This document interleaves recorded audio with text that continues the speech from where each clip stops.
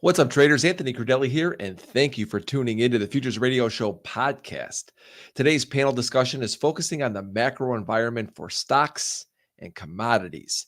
I will be asking the panel their thoughts on whether or not we're headed for a soft landing. Is there going to be a recession or no recession in the near future? And what are their thoughts on the latest Fed meeting and what they think the Fed will do next? And of course, we'll talk about gold because we've got Tavi here, and we're going to really see if we think that this bear market is over. We're seeing some signs today of this pullback. What's that maybe signaling, or is this just a new bull market? My guests for today's panel are portfolio manager at Ascend Investment Management, Emma Muhleman, and Crescat Capital portfolio manager, Tavi Costa. Today's podcast is sponsored by TradeStation. If you're a serious futures trader and you want a powerful platform to match your skills, enjoy flexibility and trading power with TradeStation's award-winning platform. Learn more at tradestation.com/Anthony. Also on that page, you'll see that you can get 50% off your commissions as well. So go to tradestation.com/Anthony to learn more. So before I get Emma and Tavi in here, I want to remind all of you that Futures Radio Show podcasts are recorded and posted on iTunes, Spotify, and pretty much everywhere where you listen to your podcast. Throughout today's live discussion, subscribers to the YouTube channel can ask us questions in the chat. So please take a quick second and subscribe to the channel and hit that like button, as I look forward to chatting with all of you throughout today's show. So let's bring in my brother Tavi. What's up, buddy? How are you? Good. How are you? I'm doing great. We were supposed to have Andreas and Emma. I know it's a busy day. Andreas got back to me this morning. He's going to come back on at a later time. I'd love to really get the two of you together one time. That would be really great. And I know Emma's running a little late, so we'll get her in here later. But so we've got you here though, Tavi, and you and I actually started off this year with the spaces. And obviously you talk a lot about commodities, precious metals, and that's really your cup of tea, right? And I'm just curious. I know at the beginning of the year you talked about a time where you said that this was probably the most bullish gold you've ever been. As I see Emma is logging in right now, we'll get you here in a second, Emma, once you get set up. You still feel that way? I do. I still feel that way, especially with mining. I think mining metals. For mining in terms of most of the metals here in the US and Canada and Australia, it's quite interesting in terms of the valuations that we have and the proposition from a value perspective. I think they still look extremely attractive. It's one of the cheapest multiples we've seen. In terms of gold itself, I think, we continue to see I said one thing that I think it's the most important signal for gold in the markets, which is the yield curve inversions problem. We calculated all possible spreads in the yield curve. And when you reach the 70% handle in terms of a threshold of which really means that 70% of all possible spreads in the treasury curve are actually inverted, we tested most of the different portfolio positions during those times. And what we see is that the gold to S&P 500 ratio tends to perform very well for the next 24 months, particularly at times when the commodities to equity ratio is at such a historical lows that we have currently, basically at a 50-year low. And that is aside from views of inflation and other things that I think could be important tailwinds for precious metals in general. But it's to me we're still at the continuation of those trends. We've had recently markets run up significantly. So if you look at on the ratio basis, the gold to S&P 500 ratio, it started very well. We got that signal in November. Since then, the ratio has been doing well. But this last month or those last couple of weeks with the run up in equity markets actually hurt the ratio significantly, although gold was held up well. So I think it's time to be, back in the truck on this trade again. So it's just my 2 cents on the macro side, and there's different ways to implement that trade overall. Yeah, actually, let's get Emma in here into the conversation. How are you, Emma? Hi, good. How are you? Can you hear me? Yeah, we can hear you good, loud and clear. So thank you for joining us. We're just kind of starting off the conversation because we've got Tavi here. Of course, we're going to talk a little bit about gold. And I think Tavi. Nice meeting you as well. Yeah.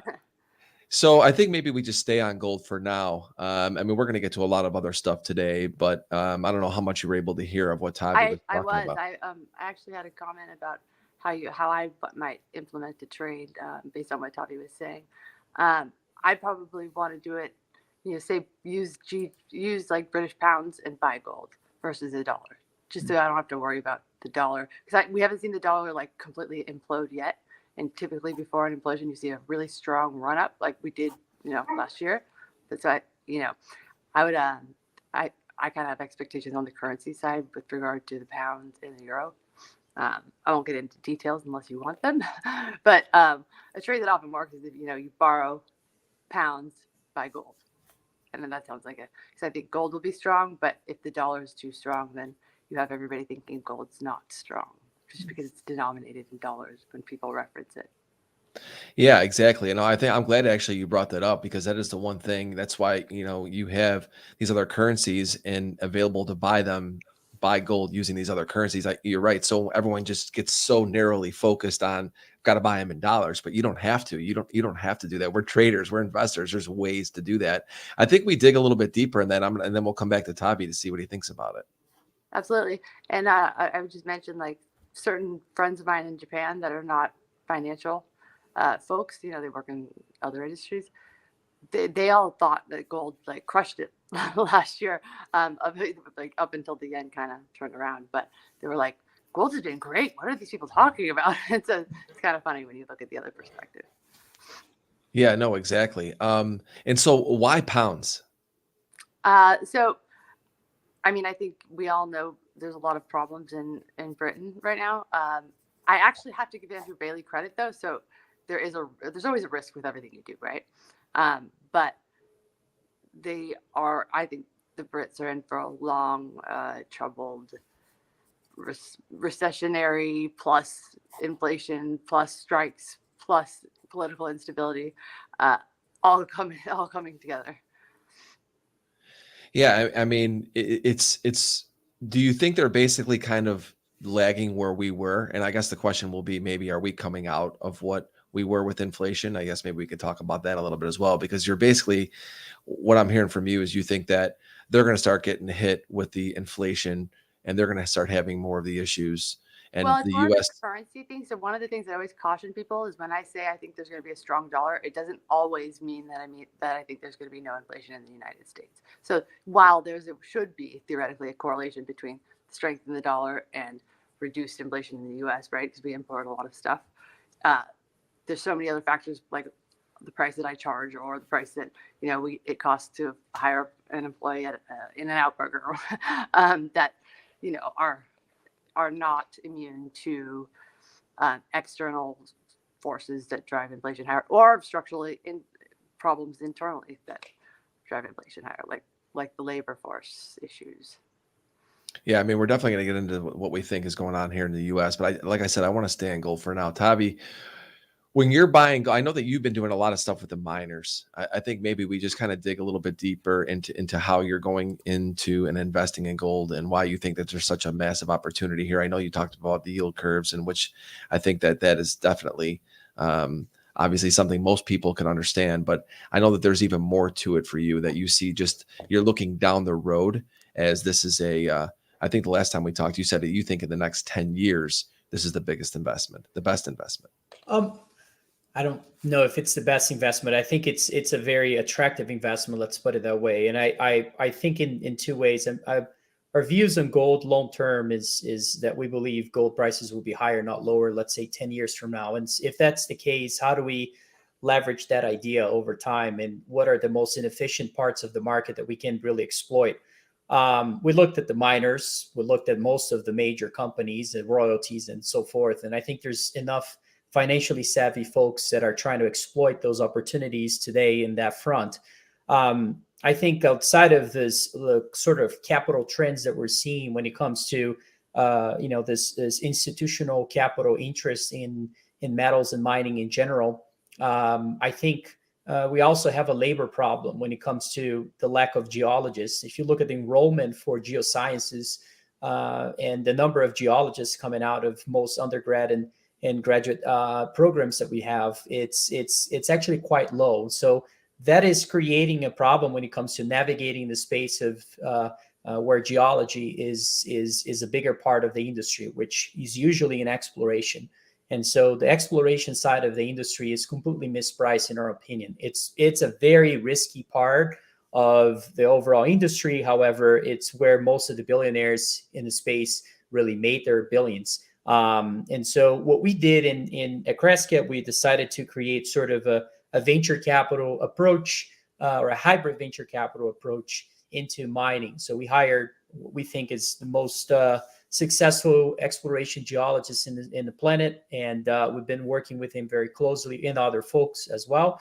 And we've been deploying capital into different jurisdiction focus, but also different companies, private and public companies, with the idea of finding new discoveries. And today, the key thing is why they're so inefficient is most of those companies are putting out results recently with drill holes that have essentially intercept significant minerals and with very significant grades. And we're looking for big things that are scalable that most of the majors would be shopping by, knowing that they have to really replenish their existing reserves because of the deterioration of their existing reserves on top of that are not finding new discoveries. And so that creates a backdrop where the exploration stocks look very attractive. Now, majority of the companies, if you look at them, I would say 80-90% of them are probably going to be zero in a normal market. Yes, if we have a booming market where you have on the back of a bull market and so forth, we can see all ties be lift, but it's just not where we are. We're looking to really deploy capital in the high quality side of it, and it's very tough. Most of those companies are starved for capital. They've been in the space for a long time, and they're not run by the ideal candidates to be CEOs of those businesses. And it's hard to find folks that can work, and the technical teams are not as robust as you would expect. So there is certainly a need for an activist approach. We're taking that lead role for now, but I think there's going to be a lot of other funds that will find the same inefficiencies in that part of the industry and will be exploiting in a similar manner. So that's sort of in a nutshell what we are trying to accomplish here. And I think you can find discoveries today that a lot of companies have put out. Statistically, they're very likely onto major discoveries, but still trading at very, very low market caps. And we made a lot of research as far as, what is the ultimate value that you reach in the peak of the speculation of each of those run-ups that you see during the exploration curve. And usually it's about 20% of the value of the mineral in the ground. And if that's the case, when you model things out in terms of your positions, in terms of the statistical likelihood of those becoming major discoveries, I think things are extremely cheap right now. So that's basically it's kind of almost like a deep value opportunity in this industry that I don't think a lot of folks are really putting time and effort on it. I have a quick question. When you say when you look at the cycle, they get about 20% of the value of the mineral in the ground. If this is just an exploration company that doesn't have any mineral in the ground discovered yet, how do you account for that? Or you're doing it in more of a private VC way, so that way you have a bunch of zeros and then a bunch of, offset by getting rich. Yeah. I wonder if you look for quality management, right? Which is one of the hardest things to find in the exploration space.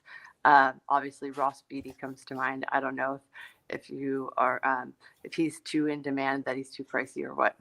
But what are your thoughts on management team? And then also on the publicly traded side, I've been burnt in some mining stocks, but I actually just did pretty well, as you probably know, in the gold miners. So I cut my positions because I don't know what I'm doing well enough to stick around like you do. But I would love to hear what you mean when you say the ones that are kind of the more speculative ones that haven't found any. Well, they're extremely speculative. We certainly, we like to think that at least 1/3 of the things that we've invested in, they have not panned out in terms of the geology or management. There are other ones that are just not yet proved yet to be the case, where we have had significant intercepts in terms of mineralization and so forth.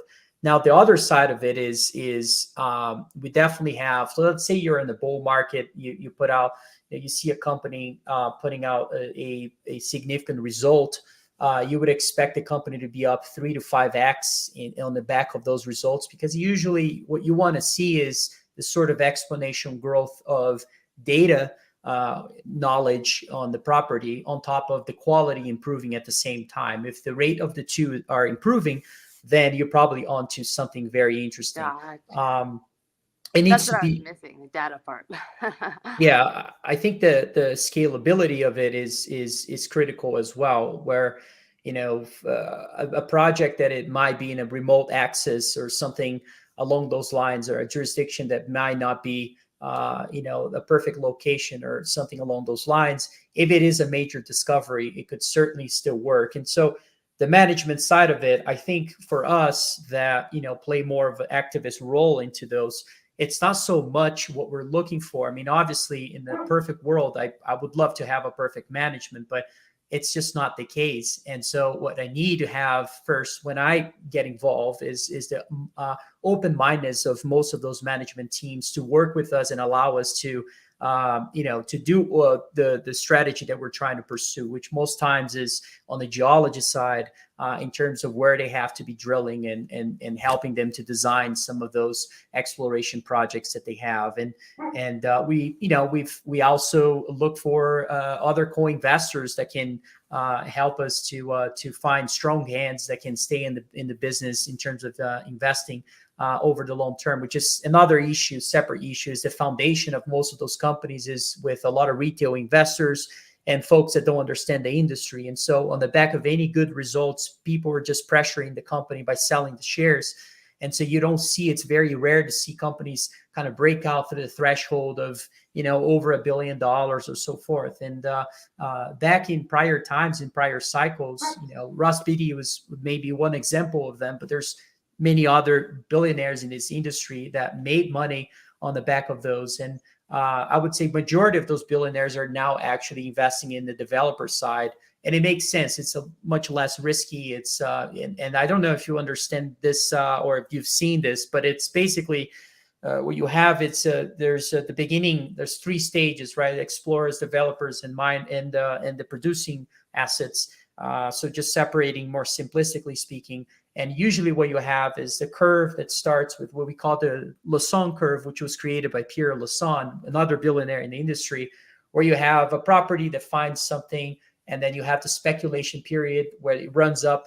That's the portion where I think, empirically, at least from our analysis, is where you see this value creation that is usually 20% of the value that is in the ground.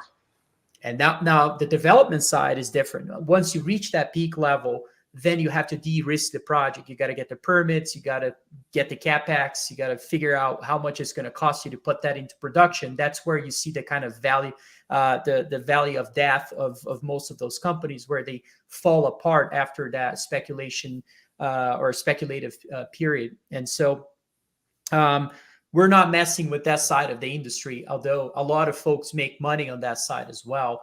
We're certainly more in the exploration side of it. Anyways, I don't want to manipulate or monopolize the conversation, but there's quite a lot of it's a fascinating discussion thinking into this strategy. Yeah, it's I like it. We have all to learn here. Yeah, I mean, really, it's like I could sit there and I could listen to them talk about it from an investor side. How do people get involved with the types of things that you're talking about? Because even for me, I've been doing this for myself a long time. I have no idea even how to get started in that. Is it just like you, because going through Crescat, or how does this someone even take advantage of this potential opportunity? All right, marketing piece right now. So I don't want to say that, but it's outside of Crescat, I think it's tricky. I mean, I think there are some credible geologists that put out their opinions about companies that are likely onto discoveries.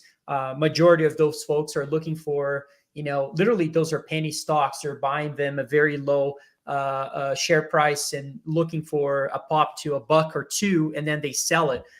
They're not really looking to deliver value over the long period of time and putting those into production at some point, or even creating the new Newmonts and new Barracks, which is something we haven't seen over the last decades, and it's something we're chasing as well, which is creating district kind of level investments where we put out all those companies together into, company maker type of projects and so forth. Yeah, it's been. I think the biggest issue is every company will tell you they have an anomaly. Every company will tell you they have, they're onto a major discovery. So, even for us, it's been a learning curve too. But working with a geologist, I think it's absolutely necessary. The earlier you get in terms of the stage of this overall industry, the more geology knowledge you will be required. So. It's very difficult to navigate. I wouldn't be able to navigate myself if it was just me looking at companies overall. I the certainly geologist require. is kind of like the forensic accountant, right? That's right. Yeah. But the issue with working with geologists, though, that you also find is that most people, I guess, will find that issue if they ever engage with a geologist, is that from a portfolio management perspective, they will always think that every company is their child. So it's difficult for them to choose which one is a better asset than another. So for me, running a fund, how do I size those positions when, for them, it's difficult to quantify. Right. So we've been doing a lot of work in our front of creating models to try to figure out what the ultimate value of each of those companies is likely to reach at the peak of this speculative curve if we ever get to that. And we have had companies that had that before.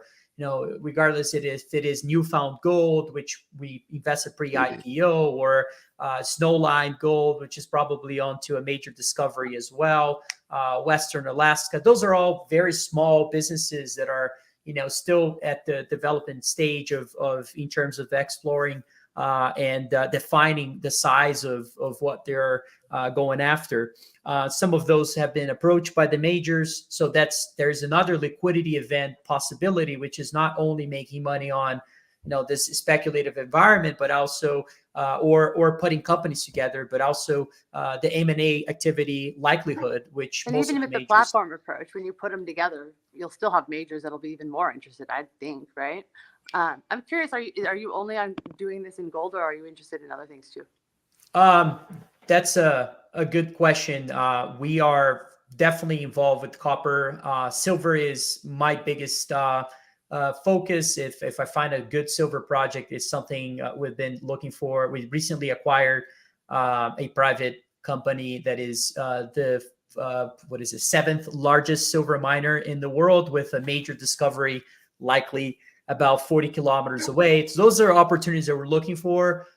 Nickel is, deposits are definitely another focus. Cobalt is another one. Lithium is something that is very difficult to mine. I think the majority of folks that are into the sort of what we call battery metals, and I don't think they fully understand the not only economically viability of those projects, but also the environmental issues created by some of the possibility of mining some of those projects today. And there's basically two types of lithium projects, not to get too technical, but one of them are actually economically viable. The others are not. And, given this kind of boom towards institutional capital chasing those stories, everything went up in prices. But some of those projects probably will never become a mine unless prices, go, exponentially higher from here. So, that's run from things that people chase. Right? Yeah. So I'm definitely not involved with lithium as much. I have one lithium investment, which is in that, we think it's in that higher grade standard. So that's why we're involved with it. But it's a very, very small position. But majority of it's precious metals, copper, base metals is a large percentage as well. And yeah, it makes sense with them. I don't know the geographic location you're looking at, but it makes sense as a place to be looking right now, given a lot of the metals that came out of Russia previously. So you mentioned nickel. Sorry, I'm looking into manganese, but yeah, I mean, I'm no expert, so you're the expert here.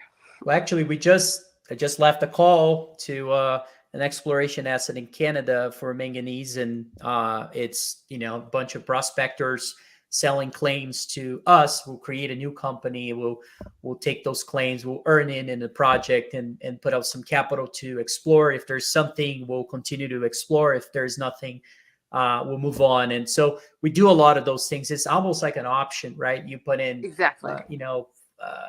A marginal amount of your portfolio. If something turns out to be, interesting, it's, you put in $1 million, now it's worth 15, 20 million, and it becomes more relevant over time as well. So that's sort of the thinking. But jurisdiction is a tricky question because every investor will tell you something different. There are investors that understand very well places like Africa. That's not my expertise. There's definitely a lot of good, I would say mineral projects in Africa. We focus mostly in Australia, Canada, US. I love the Aussie miners. You went out in Perth. I went to go visit them and I had a blast. Yeah, but they tend to be less. I feel like, I don't know, maybe it's just the segment of the management teams that I'm meeting. But when I go, it's because of the Roth conferences every year. They have a ton of the Canadian prospectors. And I just feel like I just sit through meeting after meeting of just like BS, where you're like, oh, here we go. These are something to either short or just run from because like they just sound like they're selling me a bridge. Yeah, I mean, it's, understanding that everyone is desperate for capital in this industry, and almost, especially gold miners, it only will work on the back of good, very strong gold prices, which is my view. But I'm just saying from an institutional perspective, there has been a lot of questioning behind what's even the moral and ethical reasons to be mining gold today. I mean, I completely disagree with the answers, but I think it's a good discussion to have. And like Anthony, if you remember the last time we talked, I talked about this multi-year, really secular decline in gold production in the 70s and the early 2000s, which really what drove in the supply side the case for gold at those times. And today we're just starting to see this decline in production for most of the majors. I mean, if you look at Newmont, their production today in gold is the same as it was back in, over a decade or so ago. If you look at Barrick, Anglo Gold, Kinross, it's been always in a multi-year decline as well. So it's it's quite interesting what's going on. And in order to attract capital, there are now chasing copper gold projects. So copper is something that everyone wants to invest, and so it's a lot more I guess much easier to attract institutional capital and large capital allocators if you're involved with battery metals and others. Yeah. All right, I want to not really change gears here a little bit, but I want to bring in more of, a lot of my audience is obviously on the trading side of things. And obviously, as we talk about commodities here and we're talking about these precious metals, I'm just curious for the pricing of a lot of these this year. Let's talk about on a little bit on the trading side and investment as well in these specific, gold, copper, because I think that right now, this year we're actually at an interesting time right now because we've got stocks that are already off to an unbelievable year, right? Seeing a little bit of a pullback today, but I don't think nothing really major on the technical side of things that's changing too much. You had gold had the pullback. You had everything is kind of started off really strong. A lot of these markets, and now we're starting to pull back. And I think what we start to see happen is how does the year shape up from here now, right? Because if you were in, great, but really the rest of this year, I think it starts to get really, really tricky. Right? Like, where do you start putting your money? Right? Because for me, I was long a bunch of stocks coming into the year, and I don't, I feel like, very lucky at this point. I've taken off a lot of them. I've actually started to buy some back as we start to come back down. But even as I get in these positions, I'm like, is this really where I want to be right now? And then I look at gold and I'm like, oh, there's a pullback there. Do I start to invest there? So I'm just curious what you guys think. Let's talk about it from that perspective, like maybe commodities almost versus stocks. What are you guys looking at for the rest of this year, coming off of the start of this year? What is the place to be? I still think we can expect for certain, it's like specific, not every commodity, but most commodities, a stronger year to continue. But I find the equity markets right now to be one of the most difficult to predict from a macro standpoint. I'm a bit confused almost at this point with what you hear from the Fed chair. It sounds like he's almost done.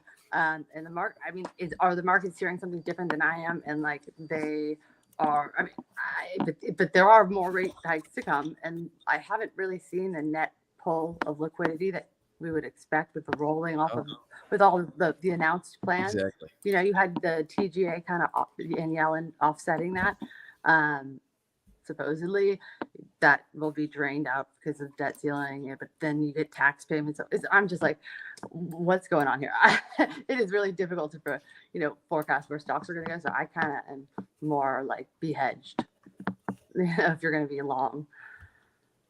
Yeah, I mean, I agree because I actually was out of most of stocks last year. I got out maybe after Q1. I was like, okay, I'm just kind of seeing what's happening here. And then I got myself back in December and January, and it's like, of course, the rally. It's like we said, you feel like a genius, but you really like I had no way did I expect it to run as much as it has in some of these names I bought. But it just got to a point where I think maybe we'll see what you guys think.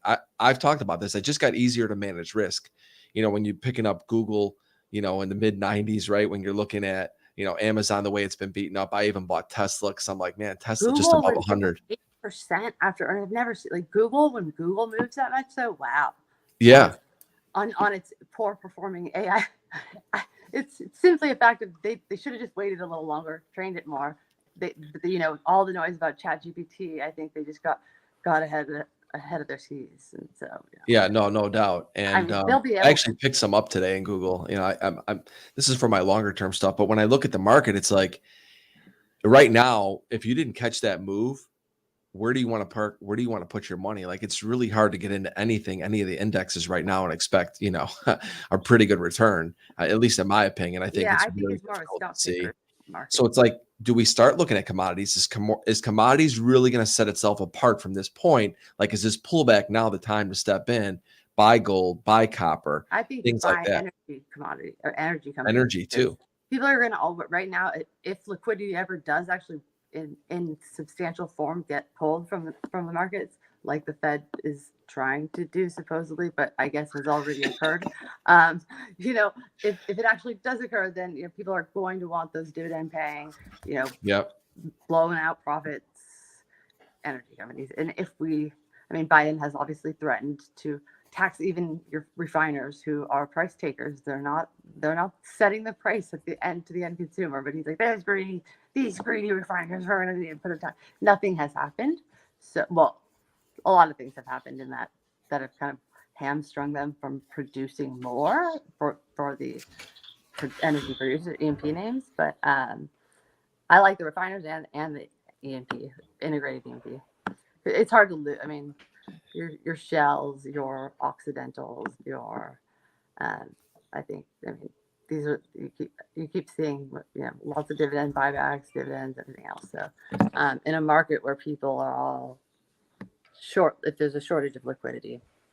Yeah, I mean, that's the thing is that, do you guys really believe that we're going to have a soft landing? I mean, I remember maybe what was the percentage of it go into December? What was it, like 5-6%? I mean, what is it now?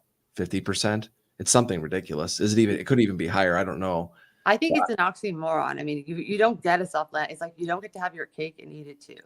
You may have a death by 1,000 cuts and call it a soft landing if you want.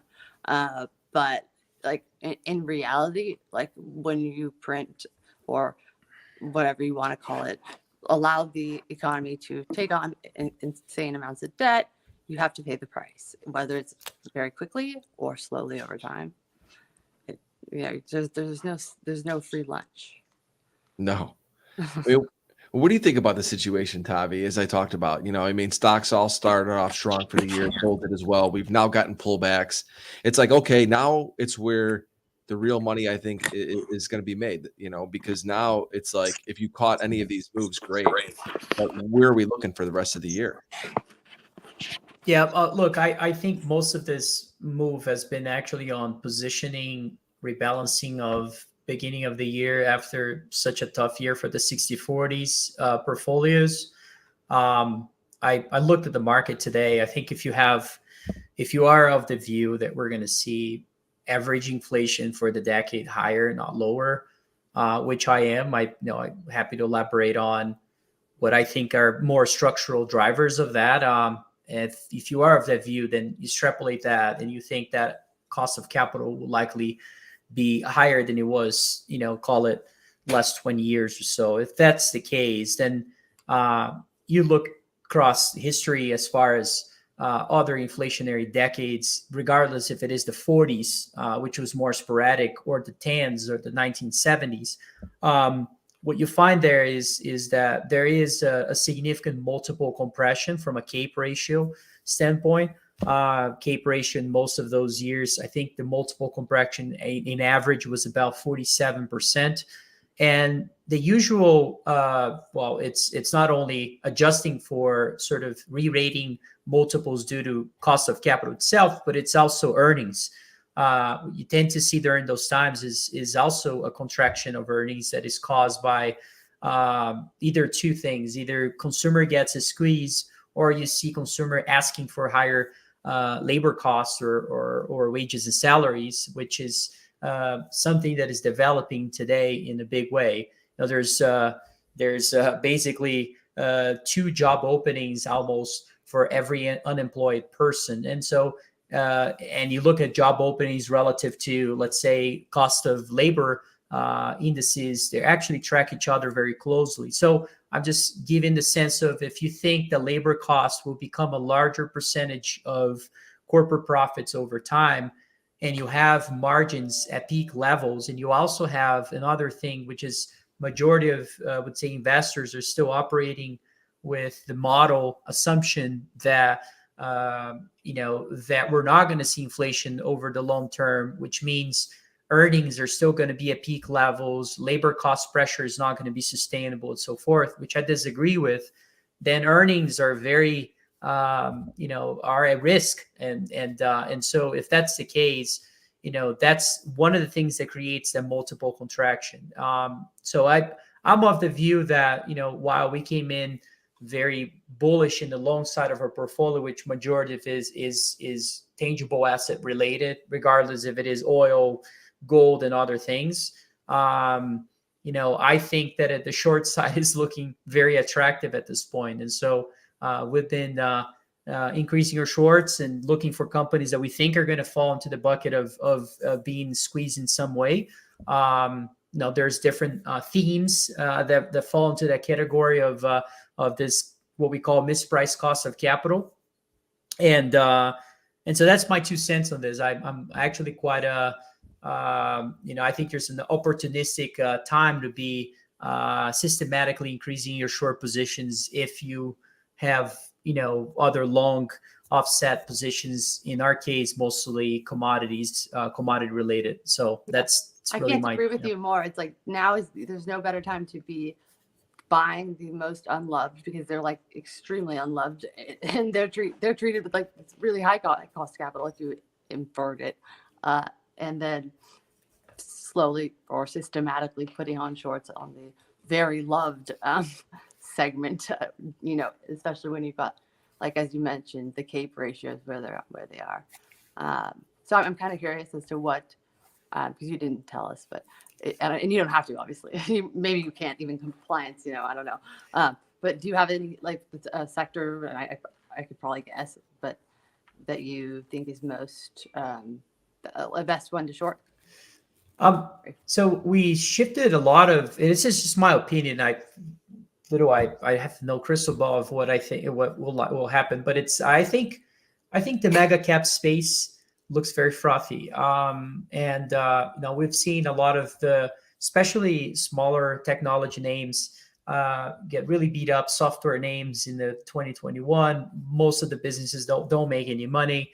Now we're still under this impression that earnings would be intact in terms of most of the mega cap names. In fact, now that we hear layoffs is actually positive news, because they're actually cutting costs on the back of still being very profitable businesses. And in our opinion, majority of the mega cap companies still have multiples of, the beginning of a time when, like I was referring to, if you looked at other eras where CAPE ratio was at the beginning of those inflationary eras, today we're about 70% higher, right? We're a CAPE ratio of about 29 today. And so you can also look at 5-year cyclically adjusted PE ratios if you don't like the too much of a long term. Yeah, and so if you have that and you look specifically on the mega cap names, I think majority of them still have a lot to go on the downside, and some of them, like Apple, is still priced like they're going to grow significantly from here. And the interesting thing is to look for companies that are still, very large estimate earnings in the following quarters, which I might disagree with in some parts. And so mega cap has been one big part of it. Junk bonds is another side of it. I mean, I posted a chart recently of junk bond yields, or I should say corporate bond yields average lower than the Fed funds rate for the first time in 30 years. Oh, I saw that. I actually took a screenshot of it, saved it to my phone. So yeah. So that's wild. So that's, those are the types of, I think, ways of looking. But, there are other specific names that we're looking at as well. I think, we used to have some shorts in utilities as well for a while. It's not a bigger position anymore. I would say majority of our short book is actually in mega cap related right now. I would say that's a big portion of it. Do you think one more question real quick. Do you think the street analysts have properly incorporated what will be the impacts of the CHIPS Act on, like, say, NVIDIA's earnings, AMD, Intel? They have seen a quarter already, or a few quarters already, so maybe they have. But I'm curious what your thoughts are on the chips. I don't have a very strong view on the chips specifically for that. I don't think I'm an expert or don't like to pretend I'm an expert of anything, to be quite honest. But it's definitely not the chips market. But I think companies that fall into this category of where you're entering a more deglobalized environment, I can't think of a company that would be more impacted by that than Apple, to be quite honest. A company has fully benefited from, cheap labor, number one, importing cheap labor in the second way, and low material costs in general. And so, and you put a multiple that is still double digits in most of the fundamentals that we look at. And so it's just difficult to justify the current price of Apple. That's just one side of it. It's one of our largest individual shorts today. But no, it could be wrong. You got some cojones. I'm too scared to short Apple. Oh man, that's a hard short, man. Being short Apple. But I agree with his thought process. I mean, it's by no means I think it's an easy short at all. I just think that it's also given effect a lot of people are scared to have a position. It doesn't.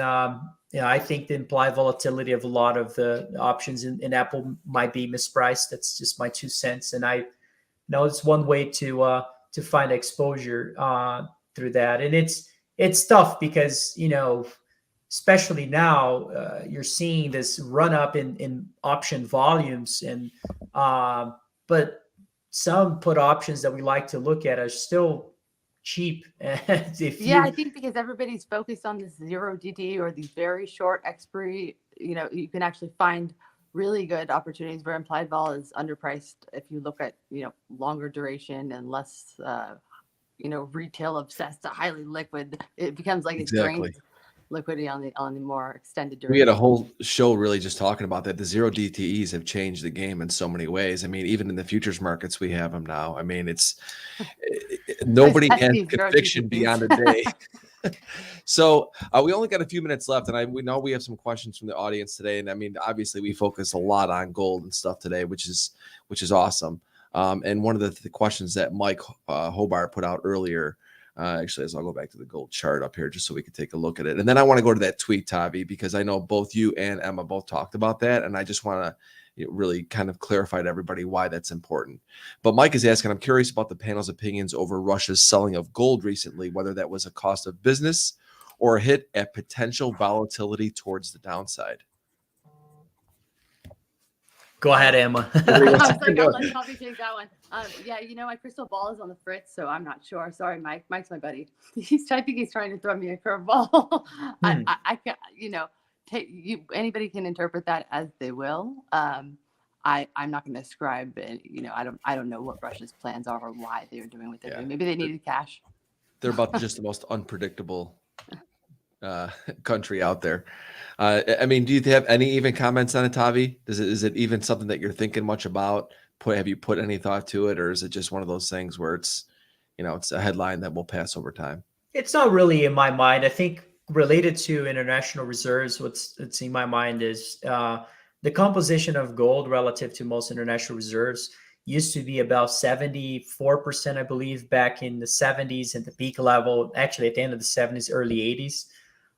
Today is below 20%. You can make many cases for it being a neutral asset, while owning, treasuries, depending on where inflation rates are in different places.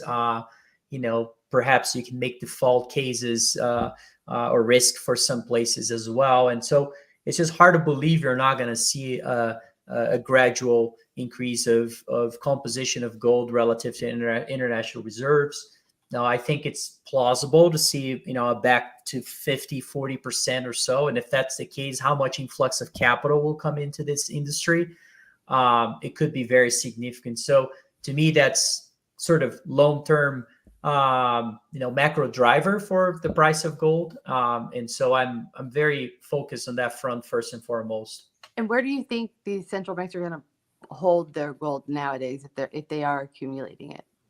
Because you can't. I mean, we saw what happened with Switzerland. So if I'm a central bank, I'm not putting it there, right? I love that question, Emma. I'm curious about that. I don't think I have an insight on this, but I think obviously domestically it would be the answer, but then you may become a target. Who knows? I just don't know the technicality behind it. I don't think I'm the right person to ask as well. Maybe you guys have more insights than I do. But I know Switzerland has spent. I mean, with decades and decades of building bunkers. It's so deep under the ground. They've got a lot of expertise in storing this stuff, but now we can't trust. So I don't know how hard it is. Every time I walk by the Fed in New York, there's supposedly a bunch of gold there. And I'm like, I don't know. There's no security. I don't know. How deep is that stuff? Where? So, yeah. There's another aspect we sometimes don't think about because we think of gold above ground, but there is the very high likelihood, let's say natural resources. The US is very rich in natural resources. Sometimes we think about all these issues of not allowing those projects to be developed over time. But they're keeping their reserves here in house as well, which is could be an interesting strategy long term if you're extracting most of your minerals and importing from other places. But I'm just speculating that's most of the times when we talk about gold, it's gold above ground, but there is a significant amount of gold, copper, and other minerals in the US and Canada that have never been truly explored and defined of the size of those. And I'm sure governments and others are somewhat aware of those possibilities. And I don't think they're necessarily thinking that much ahead. But do they ever? I was going to say, they're the government.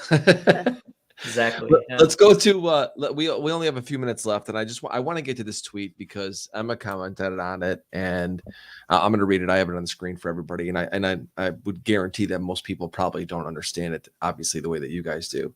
And Tavi put out corporate bond yields less than the Fed funds rate for the first time in 30 years. This is arguably the most expensive part of today's market. And got a lot of people commenting, retweeting, and liking about it. Explain to everybody what this means and really what this represents in the marketplace right now. He can go or I can go either way. Oh, go for it, Emma. Go ahead, Please. Emma. Yeah. I'd love to hear your So, side. I think, you'd have to, I think it's bizarre that you would invest in a corporate bond rather than, at the Fed funds rate, which is like almost, it's, well, called risk-free. Nothing's risk-free in real life, if you ask me, but certainly corporate bonds are not.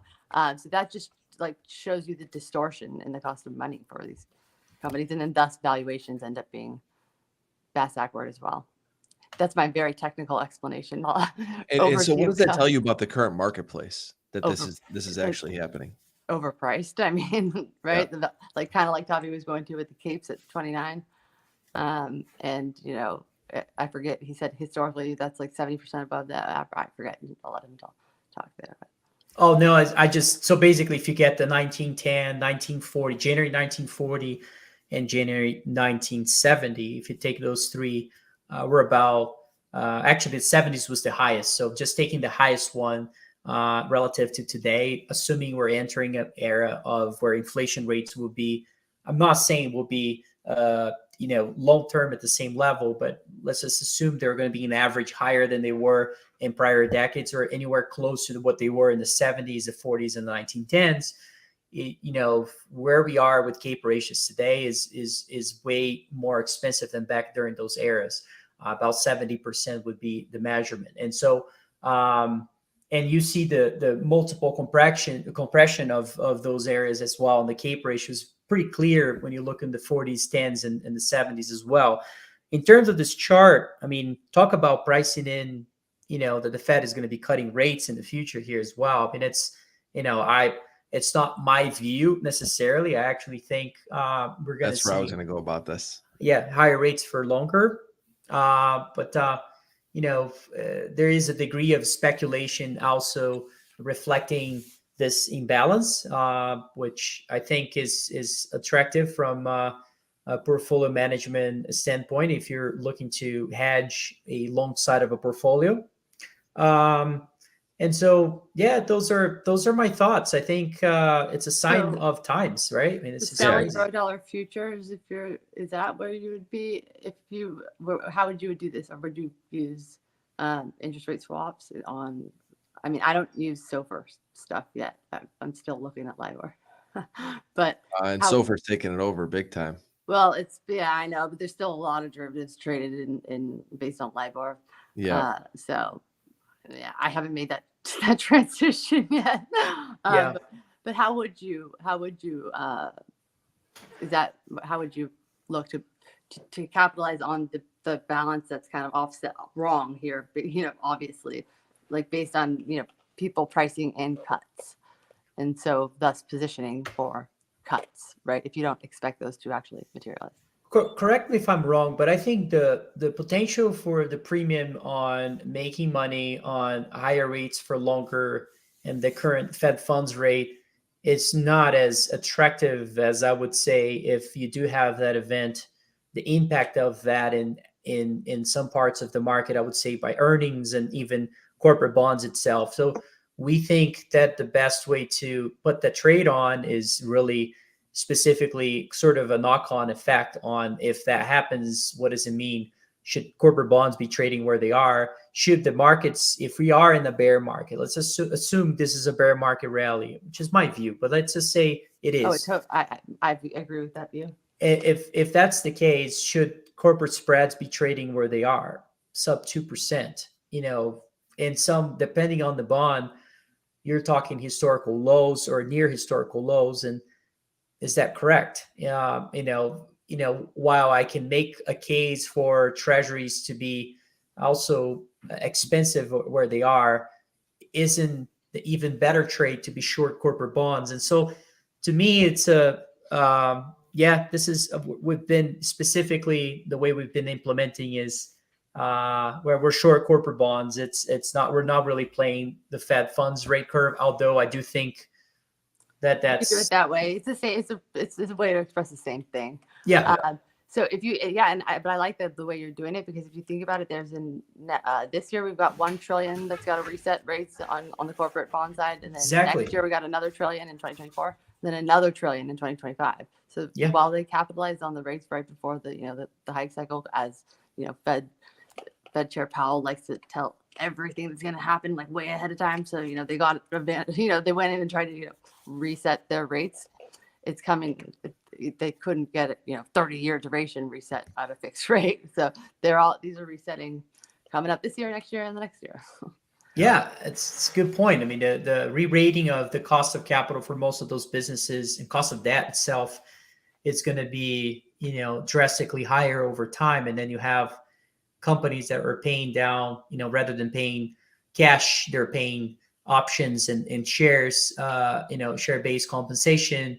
How is that going to look like? Will people be accepting those over time? What does it mean as well? And so, oh my gosh, I mean, I can come up with so many potential triggers for earnings to be much lower than where they currently are. And when I look at estimates, they're still supposed to be growing at 20-30% over the next 12 to 24 months. And it's like, I don't, yeah. So yeah, it's totally nonsensical, but they just, and then they just bring it down as things come out, right? I mean, that's why whenever I'm in a room with the management team and street analysts, I don't ask any real questions until the street analysts are gone. I don't want to tip them off. But I've been shocked in my experience with what people are willing to accept when it comes to like options compensation, just simply by their choice of tax, the way to deal with the tax. So like I've been a recipient of options, and they're like, you can either pay tax now because you expect these things to be worth a ton in the future, or say, no, I don't think they're going to be worth anything, which tells the management team something. I'm always the only one who's like, I don't think they're going to be worth anything. It's not a good look for your bosses. But I'm like, are these people fools, or they don't understand tax consequences? It's one of the two. But it's surprising. But I agree that it's going to be an issue. You're not going to be able to pay like, hey, look, you're going to be a rock star because this stock never stops going up, right?